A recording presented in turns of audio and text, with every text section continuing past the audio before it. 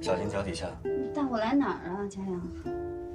我带你来训练室训练同传。这是椅子，好，坐好。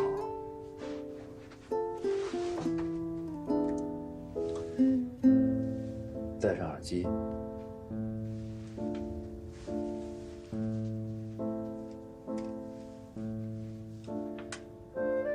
我现在放资料。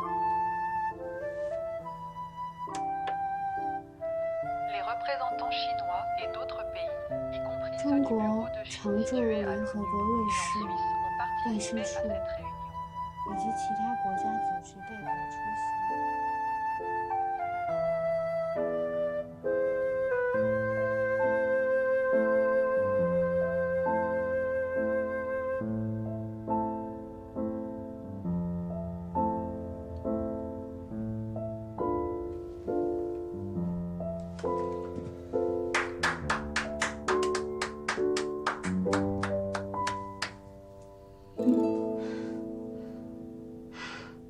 5分钟的同传量完成的非常出色。我这同传间，我完成了翻译工作。我早就说你没问题，你的心理障碍不是同传，是这个同传间。那我以后同传能不能都戴着眼罩啊？当然不行。真正同传的时候，你得随时看着搭档的嘴型，随时要做好准备顶上，还要看紧急资料。就算你戴着眼罩，谁扶你进同传箱啊？你这不是给搭档制造负担吗？所以我说我还是不行啊。谁说你不行了？咱们已经取得了初步的进步。我们现在能确定的是，同传箱里的视觉呈现是你心里的障碍。那么接下来，我们要找到是哪一部分。其实同传箱没什么特别的，就是铝合金板搭成的。你是不喜欢它的窗户，还是不喜欢它的门？没有啊，不是啊。那是，我们来想啊，你从外面进到同传间，关上门，插上插销，然后坐下。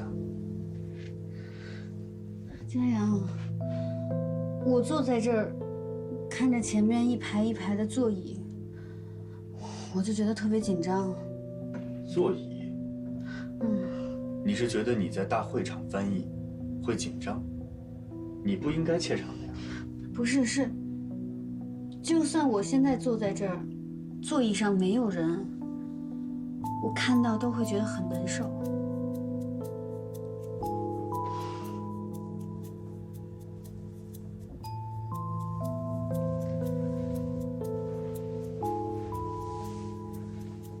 咱们别着急，一步一步来。困扰你这么多年的问题，怎么能这么轻易就解决了呢？咱们再来。你慢点儿，你快点，来不及了。急什么呀？哎呦，我这大小姐啊，你可来了！你知道傲天哥帮你躺了多久吧？这女一号庄甜甜都在等你。他要是女一号啊？他没生我气吧？你一个女二号都迟到这么久，他当然生气了。还好他不敢生傲天哥的气。哎，你呀运气真好，有傲天哥罩着你。赶紧去定妆吧，我们这个是年代戏，要定好妆用在发布会上面的。快去快去。哦。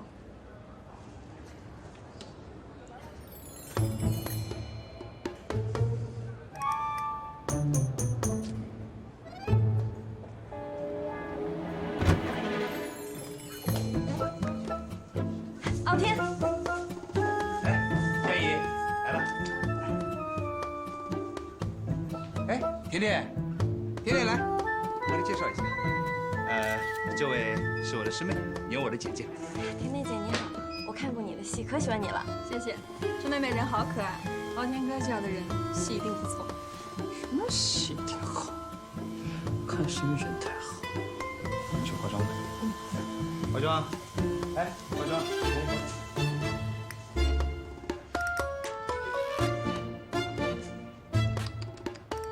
看看。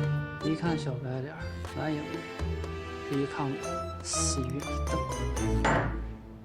不仅仅使两个国家受益，而且惠及全世界。中国总理在中瑞经济峰会的演讲中如此宣布。该会议本周四在北京进行。OK， 我找到问题的根源了，你就是不能看见会场，这个问题好解决。可是同传怎么能不看会场呢？我要关注发言者的反应啊！你看，你又着急了，一会儿脆弱到觉得自己根本进不了铜川乡，一会儿又想马上解决问题，哪那么好解决啊？哎呦，那到底什么时候能解决问题呀？切勿急躁，我是你的导师，我都不着急，你着急什么呀？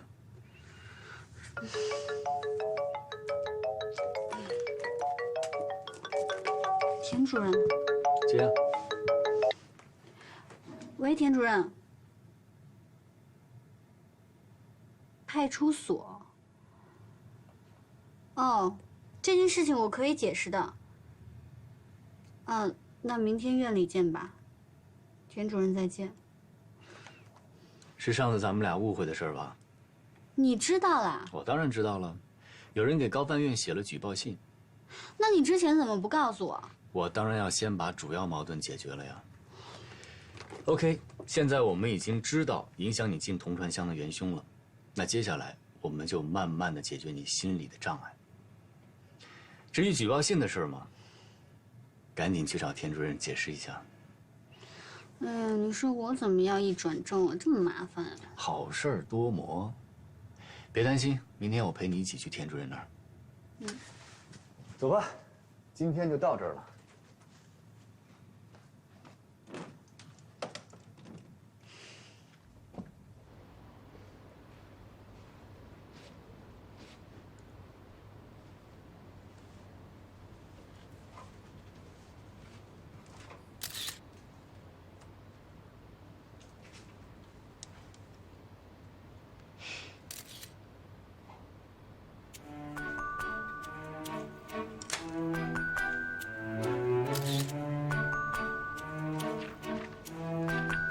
喂，怎么样？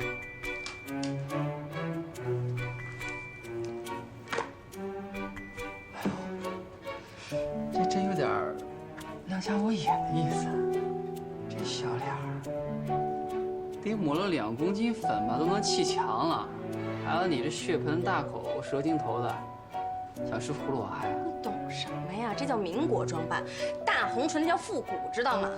为了整这么一桩，我从早上弄到晚上，我容易吗我？看着是挺累的。哎，那什么，晚上吃饭去？你去吧，人家约了傲天晚上去他的房间，他点了大餐。哟，还订个大餐？那你还上赶子送什么外卖？你有病吧你？说话那么难听。我可不有病吗我一公司老板给你当助理。我走了，别等。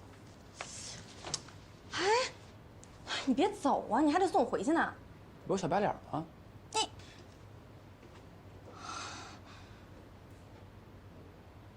解约，一定得给你解约。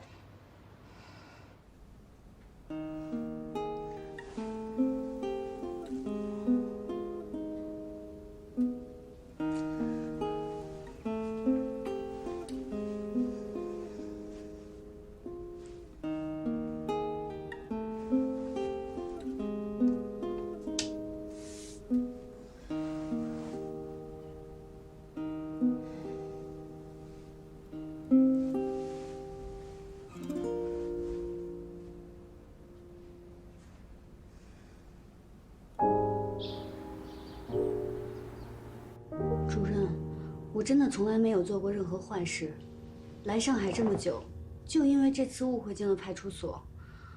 后来警察也调查清楚这是误会，就放我出来了。主任，我也是当事人，我可以作证，乔飞说的都是真的。写匿名信的这个人就是在嫉妒他，无中生有，就是想污蔑他。如果是这样，放心，高翻院会查清楚的。真的是误会。如果院里不信的话，可以去公安局调查，就知道我没什么可隐瞒的。真的吗？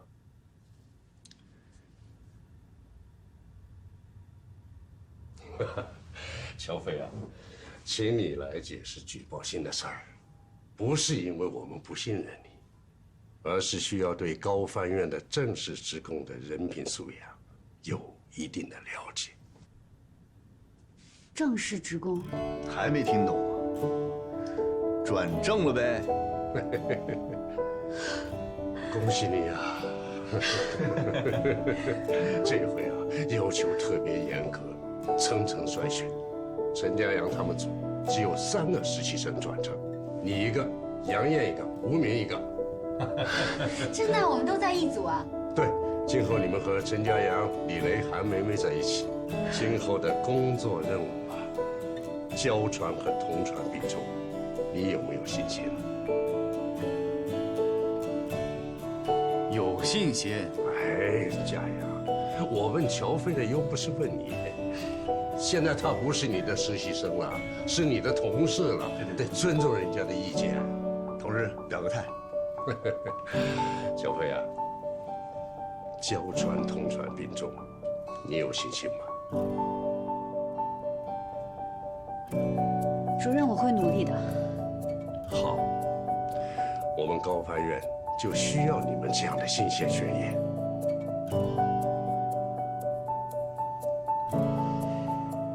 恭喜啊！恭喜3位新同事加入我们的团队啊！过5关斩6将不容易啊！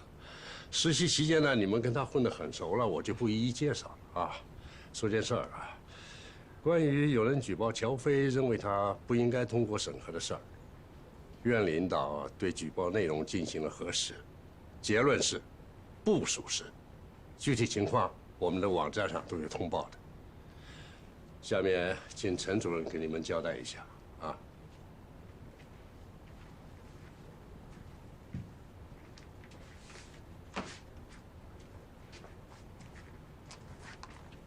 第1条，工作第1年，主要提升业务水平，不许出去接私活。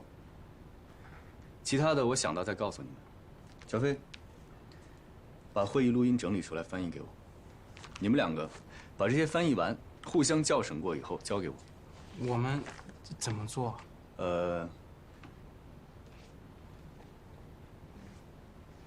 吴明，你坐那儿。杨艳，你坐他对面。小飞。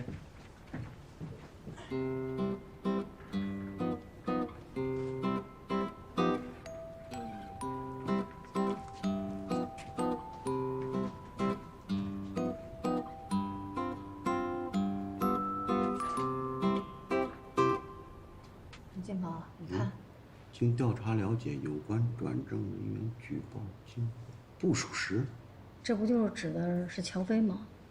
嗯，你说，这诈骗的消息是从哪儿来的呀？啊？我也是通过好几个人从他学校打听的，说那个他打工的时候陪客人出去了，然后就被抓了。你说那还能是什么事儿啊？要不，金宝这样。你把事情的前后后，跟我仔仔细细说一遍吧。不是你时间太长了，这可能都记不清了。我提醒你啊，我可以提醒你。当时我想见见这个女孩，我就打电话约了她。后来呢？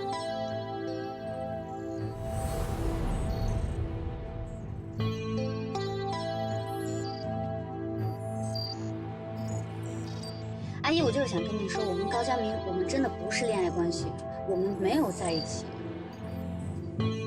啊，那不是恋爱关系就更好了。乔小姐，我知道你很优秀，尽管你这么优秀，但你一定要知道，我们2家相差的距离是不是太多了些？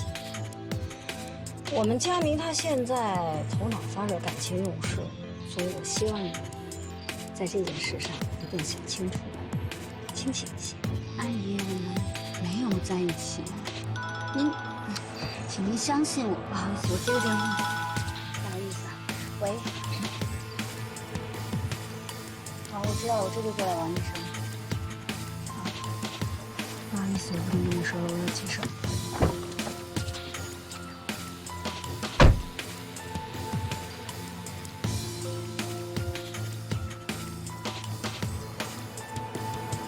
金宝，金宝，佳明和那个女朋友的事情，你帮我去解决一下吧。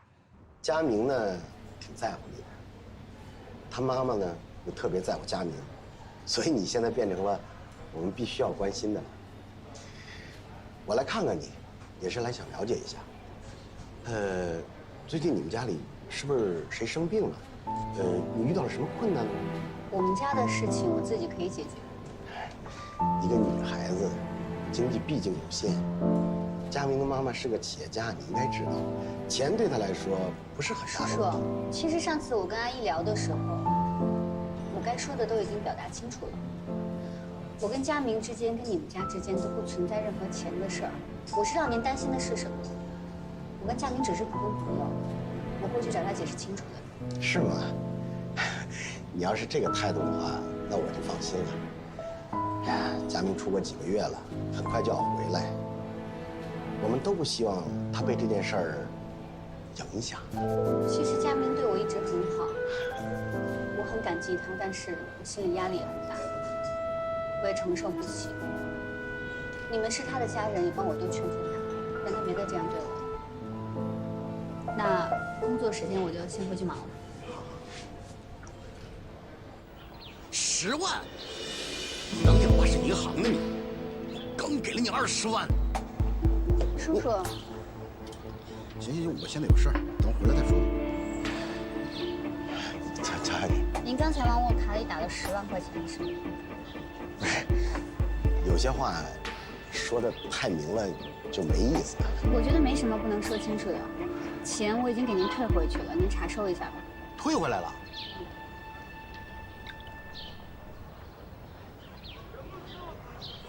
您钱收到了吧？没问题的话，我就先回去了，叔叔。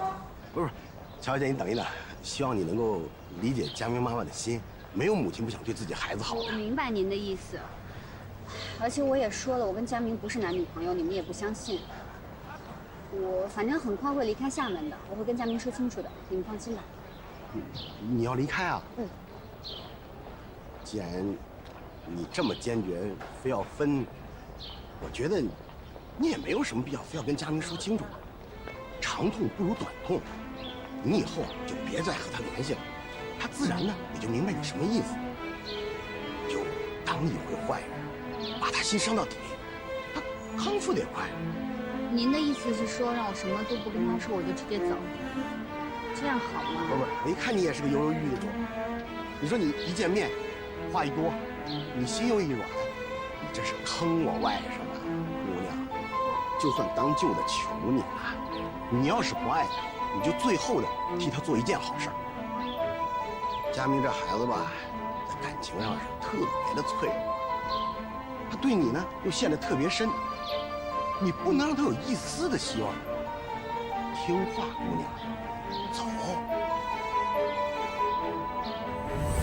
确实给他了10万块钱呢，他答应我，他以后不再见佳明了。后来呢？后来我不就把你留有钱给他了吗？他说要给他妈垫付医药费。我最终是让他跟佳明不再见面了。我觉得呀，他根本就是在利用佳明。这撒谎的最高技巧就说真话。什么意思啊？我什么意思？你不就这么干的吗？好着是找过我们也确实犹豫过，但你跟领导这么一说，就变成好多人集体跳槽，就你最忠心。行了，别说了，都是同事。我跟你说，你们要跟郝哲走这件事情，我根本不知道。他跟我说了，他要自己去跟领导说，我也答应了会帮他保密。谁也不傻，大面上过得去得了。想懂小机灵，搞职场办公室斗争，玩宫斗。我真的觉得你是那种破小说看得太多了。你要是讨厌我的话，你真的不用这样明里一套暗里一套。大家共事可以，有意见你直说。行了行了，都别说了，咱们3个不都转正了吗？还计较这些个干嘛？多少人当了咱炮灰啊，第1名。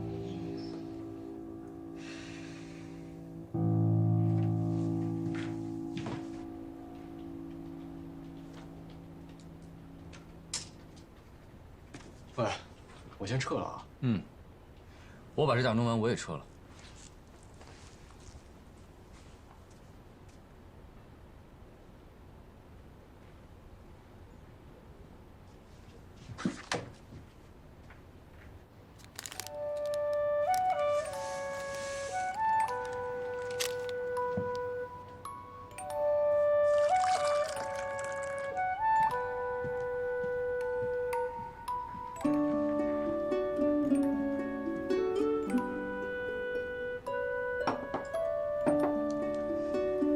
又喝冰的，我就想清醒清醒。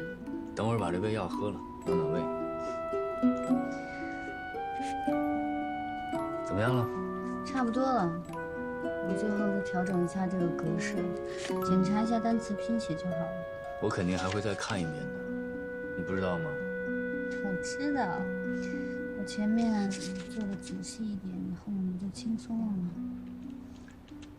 第一天工作感觉怎么样？感觉就是我梦寐以求的办公室，我终于坐进来了。你不怪我吗？又不帮你说话，还把最无聊的工作分配给你，大家都孤立你，我还假装什么都没看见。有吗？大家是不是都孤立你了？不是，你别打岔，你是故意的。哎呀，避嫌嘛，我对你只能比对别人更苛刻。我本来以为我进来就轻松了呢，怎么还是困难模式啊？天才模式，适合最有能力的人就是你。你是不是还把最差的位置留给我了？你看他们坐的那么靠里面。是这样的。你知道为什么吗？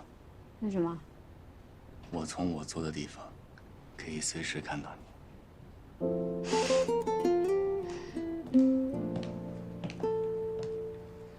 佳阳，下班了吗？小华，你回来了。小华姐，乔飞也在呢。当然回来了，不然我还一直在机场等了。你现在忙吗？不忙，你坐呗。我想跟你单独聊聊。哦，那我先回去。那主任，那个初稿，我明天发给你好吗？行，你路上小心啊！哎，小心，别电到。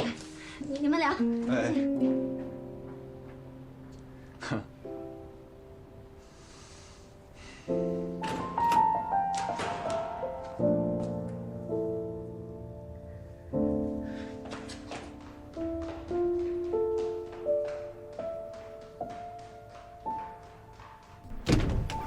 那天我等了你一会儿就先走了，后来你去了吗？怎么不接电话呢？佳阳，我认真想了想，是我太注重形式，太想要一个华丽的开始。可是万一书没寄到呢？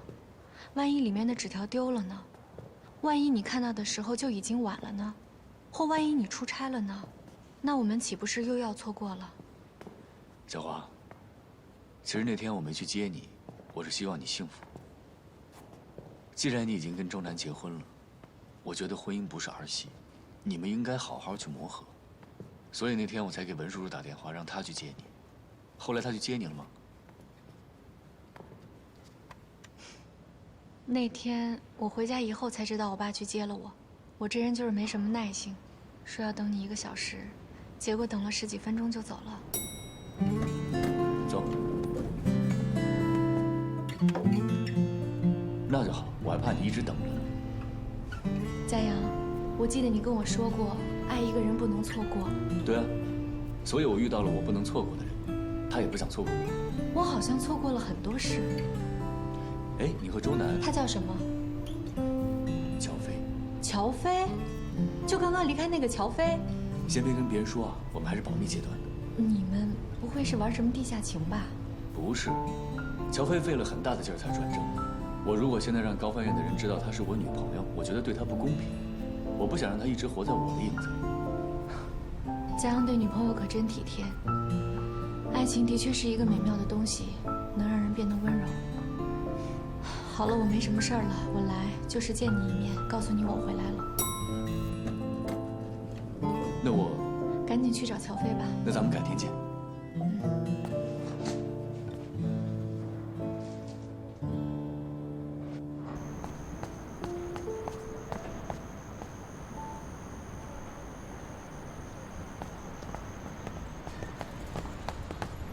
跑得还挺快。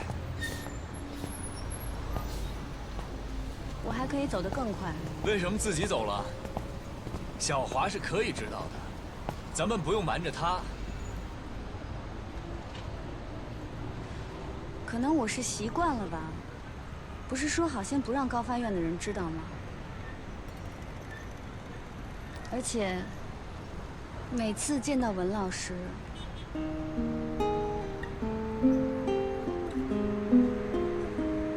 我就觉得，像他这么优秀的人，才配得上你。我什么都做不好，我连同船都进不了。你怎么变得这么不自信了？这不是我认识的你吧？我认识的你是非常自我感觉良好的。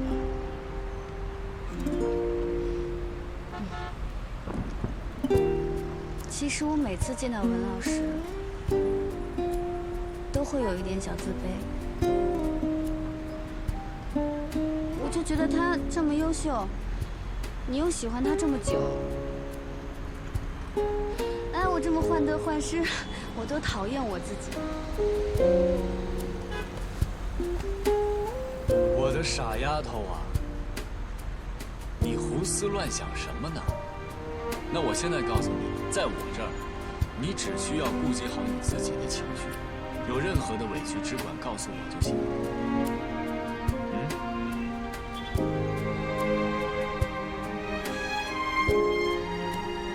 明天我就打算回家里告诉我家人你的存在。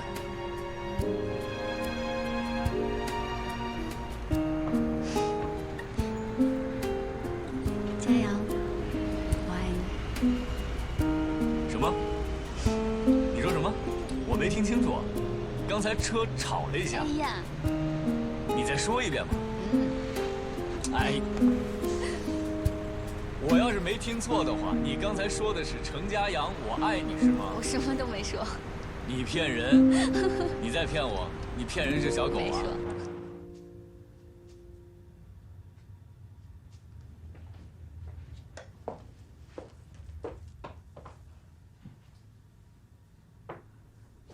我决定了。那你挑吧。2个我都要。你长大了。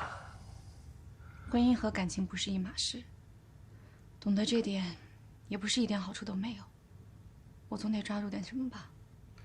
你记住了，情场和生意场上获胜的秘诀都是舍得。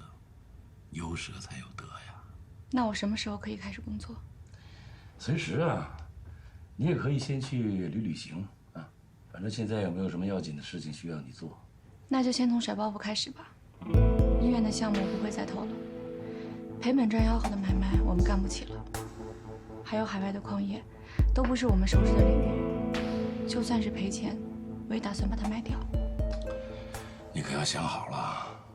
如果现在追加投资还有可能翻身，卖了那就很难东山再起了。您熟知的是进出口，我熟知的是吃喝玩乐。你又选了周南，嫁给他，我也学到不少。现在国内红酒热，瑞士10欧以下的红酒进入国内超市就能卖200以上。我打算把矿卖掉，去瑞士收购一些小酒庄。去干吧，啊！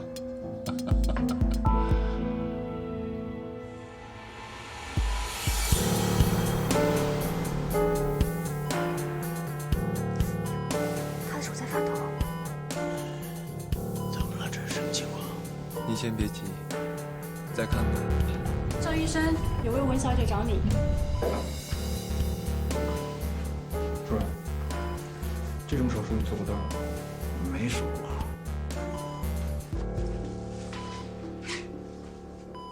Je peux essayer. Je me spécialise dans ce domaine. Je fais des milliers d'opérations sur les animaux vivants en laboratoire.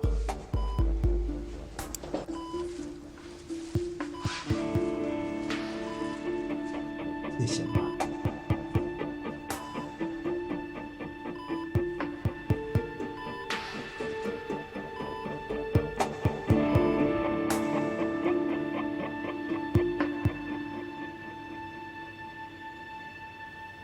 赵主任，截至目前您跟我说的都没有任何能打动我的突破性进展。我们也请了一些专家对该项目进行了重新的评估。这些专业的东西不是一句两句能够解释清楚的。我们这种商人归根结底是逐利的，对追逐利益的人来说，吸引眼球的东西才是最好的。也就是说，我们要用一句话让外行人觉得就是厉害的。我没有办法像写广告词一样的去搞研究。不需要啊，我并没有否认您的成绩，只不过我恰好喜欢过一个医生，看过一些相关的东西，所以说失败并不总是坏事儿。我失恋了，但我学会了一些医学知识。您失去投资，但是去学了一些推销手段。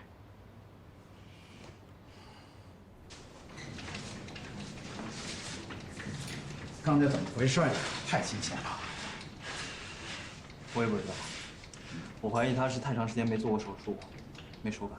他的手一拿起手术刀就抖，真可惜啊！这命悬一线。手术非常成功。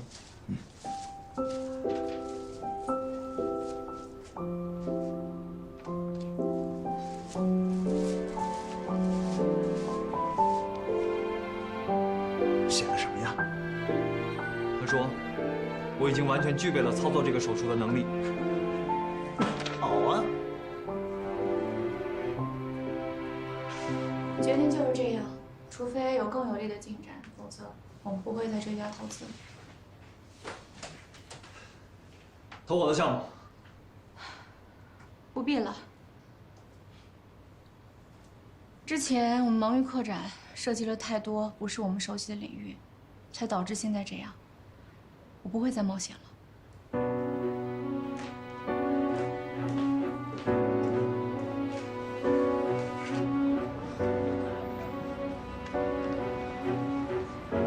光我们医院一年就要做300多例的脑部手术，你不想想，全国有多大的市场？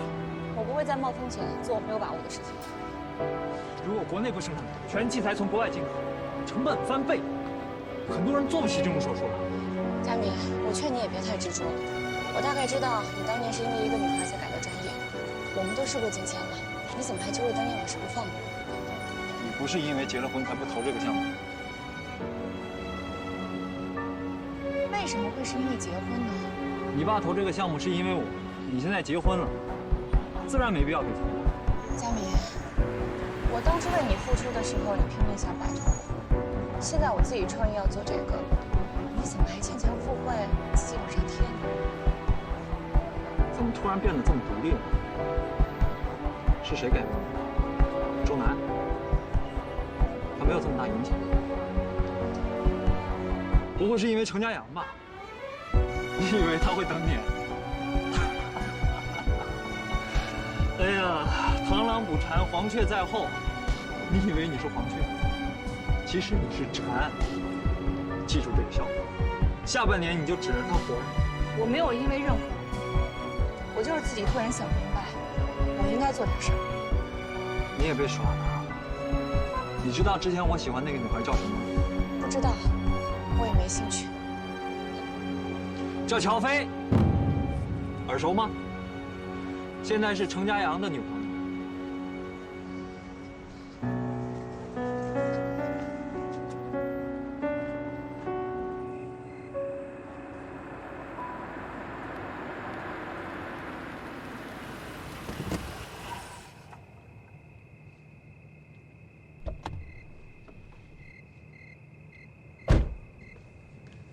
怎么不进去啊？等你，我来了，走吧。哎，给你提个醒，别跟你爸提乔飞，别把他带进家，别给自己找事儿。你是在替乔飞考虑吧？不用你操心，我有我的安排。进去吧。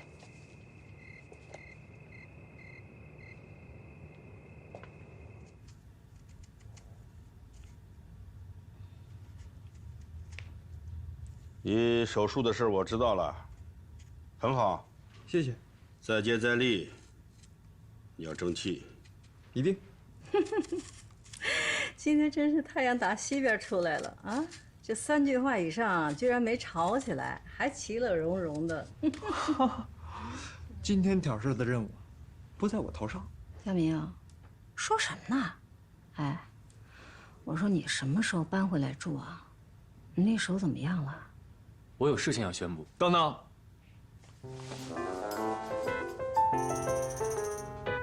背着。倒水去。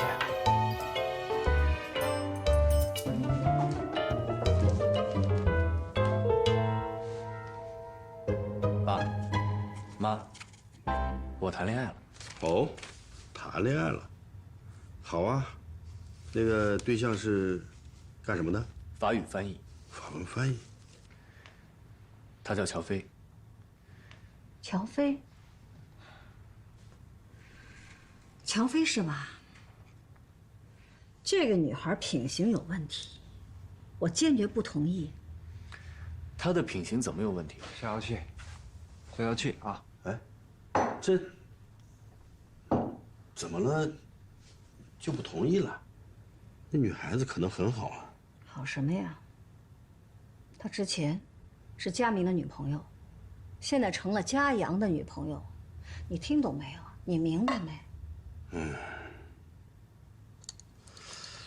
哎呀，这个嘛，是得慎重考虑。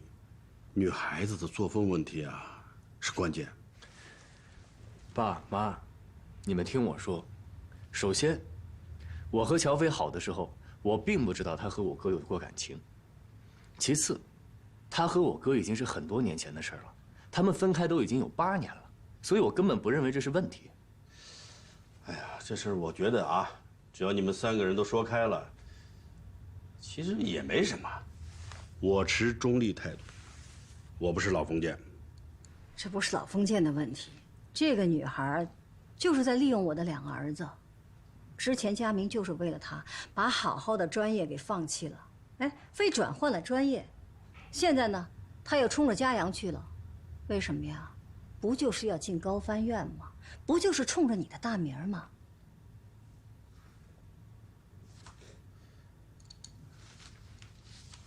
这个女孩子是哪儿的？高翻院，是佳阳的实习生，刚转正。对。胡闹！你怎么能跟自己的实习生搞在一起了？我怎么就不能跟我自己的实习生谈恋爱呢？我正因为是程思远的儿子，我在工作上不能出错。难道因为我是陈思远的儿子，所有跟我谈恋爱的人，我都要问问他是不是因为是我爸吗？你可以不问，可以呀，你可以向他学习，你可以不认我。小小气，你好好跟他说，别急，你一急，他就光跟你生气了，什么都听不进去。佳阳啊，不是不让你恋爱，你恋爱我高兴还来不及呢，但是你找谁，也不能找实习生。你干到现在这个位置，还有很大的上升空间。你这么年轻，不能落到这个利用职务之便，搞男女关系的名上。再说了，你们这个位置啊，存在着利益关系。你可以保证不向他输送利益，可别人会这么想吗？爸，我会很谨慎地处理这个事情，但是我不能因为我做了这个工作，我就放弃我爱的人了。那你为对方着想了吗？啊，打从他进来就顶上一个是程家阳女朋友的名字，就是他干出再多的成绩，别人也会联想到你。我们顾不了这么多，我顶着您的名字，不也走到今天了？那不一样，我是你爹，你背着我这个包袱走得再远，你不能恨我。可他呢？如果你们分手呢，还要不要在一起共事啊？在一起怎么共事？要么你辞职，要么他换工作。鱼和熊掌不能兼得。我是不会放弃的。必须放弃！凡事都要以工作为重。那是你的决定，不是我的决定。为什么全家人都要听你来做决定呢？我妈因为你辞职，我哥因为你改了志愿。我从小到大活着的意义就是不要给你抹黑。您是太阳，我们所有人都要围着您转，您可以发光发亮，我们必须待在黑暗里吗？哈哈，看来不止我一个人有这个想法，只是我最先说出来而已。好，要话语权，是吧？好，如果你们不按我说的办，都给我滚！干嘛呀，老陈？你发这么大火干嘛？有事咱们慢慢商量。佳阳，你不对啊，你这态度，赶快道歉，给你爸道歉。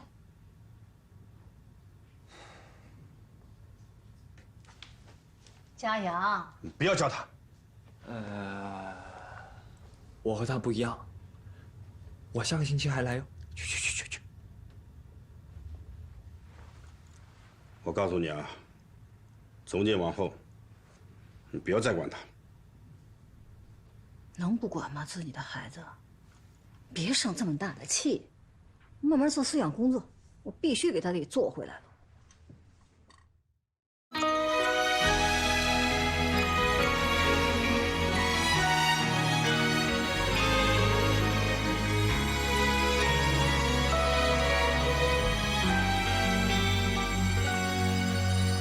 爱像奔跑的蜗牛，晃悠悠，背囊里预备的温柔，精心保留，在拥挤人群里等候，频频回首，直到你出现才罢休。